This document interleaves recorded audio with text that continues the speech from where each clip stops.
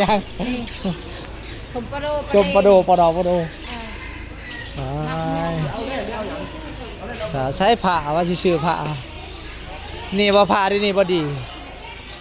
แล้วลูกค้าก็ไปซื้อผ้าตามระเบิงตีคือเลขวะนี่พวกนี้เมาเห็ดปวกเท่าไรล่ะเนี่ย180,000ฮะ180,000บ่เฮ้ยแม่น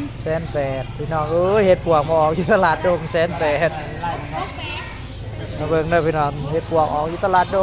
ง180,000เห็ดเพาะ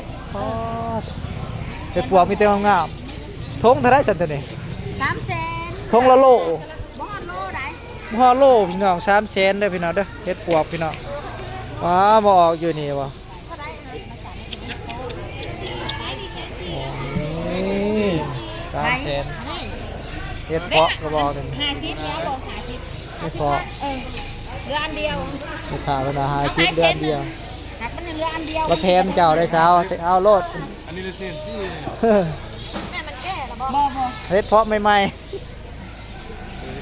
เราเกะไอ้เบิ่งพี่น้องแต่เห็ดปวกนี่เบิ่ง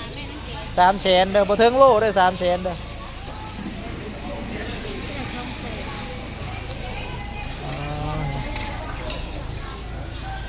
ฟ้าดีฟ้าเด่น